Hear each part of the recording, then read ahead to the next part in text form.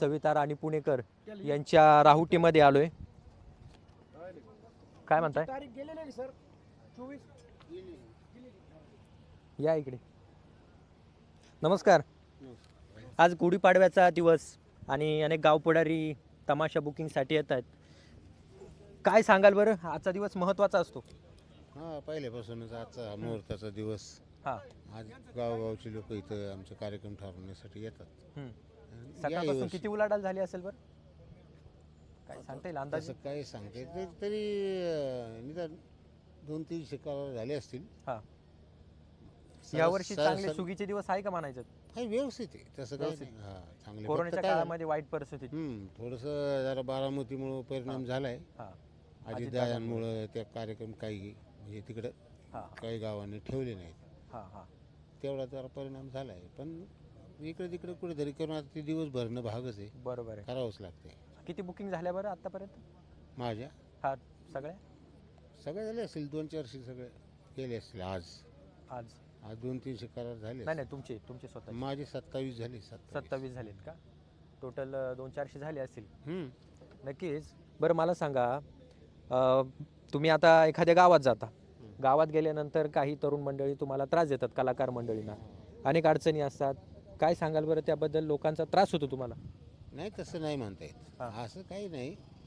आता कार्यक्रम चालू असताना काही लोकांची आवड वेगळी असती. काहींना मराठी गाणी पाहिजे, कोणी हिंदी मागतं, कोणी काही करतं. असं तसं त्यात थोडंफार होतं, इतकं काय नाही.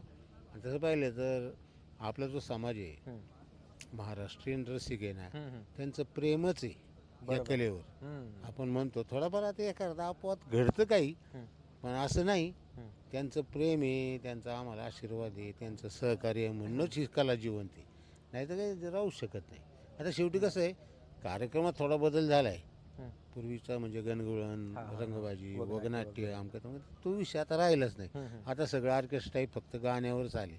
मग आता जसं वारं वाईल तसं आम्हाला पाठ फिरवावं लागते. त्यामुळे त्यांना जे पाहिजे ते जर आपण दिलं तर मग काही त्रास होत नाही.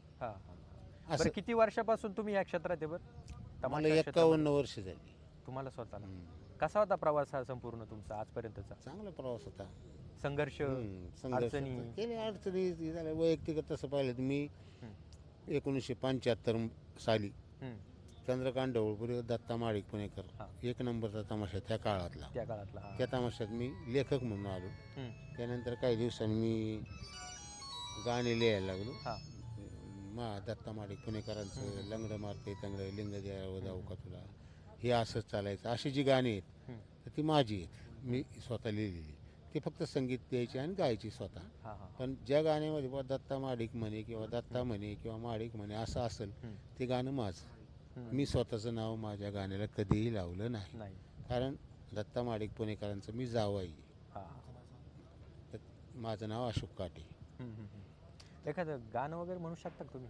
जमू शकतं? आलं का तिथं जे नको तेच काय म्हणायचं नाही एवढं, पण ठीक आहे, हरकत नाही. काय म्हणू शकता? कोणतं म्हणून थोडंसं म्हणेल, 2-3 थोडंसं 2-3 कडवी पाहिजे आपल्याला प्रेक्षकांना. कडवे नाही, 2-3 ओळी. ओळी चालेल, ओळी चालेल, काय अडचण? दिसाल्यात कसं हो रांगड, आंधळ म्हणतंय फुटलंय तांबड, चापसून हातानं चालतंय बेतान, चापसून हातानं चालतंय बेतान, उरफाट घालून आंगड, तरी लंगड मारतंय उडून टंगड, तरी लंगड मारतंय उडून टंगड. तुमच्या यूट्यूबला हे गाणं कायम चालू आहे, कधी सर्च करा, माडिकांचं गाणं येणारच. नक्कीच. खरं तर आज गुढीपाडवा आणि गुढीपाडव्याच्या शुभ मुहूर्तावरती अनेक गावपुढारी या ठिकाणी तमाशा बुकिंगसाठी येतात. खरं तर महाराष्ट्राची संस्कृती, परंपरा, तमाशा पोहोचवण्याचं काम आपण खरं तर एक म्हणजे महाराष्ट्राची जी संस्कृती आहे ते लोकांपर्यंत पोहोचवण्याचं आपण काम करतो. खरे तमाशा कलाकार जे आहेत ते आपली कला सादर करून खरं तर तमगुणांचा नाश करत आहेत. 30 ते 35 या ठिकाणी राहुट्या आहेत. नारायणगाव म्हणजे तमाशा पंढरी आणि ह्या नारायणगावमध्ये आज आपण आलो आहे.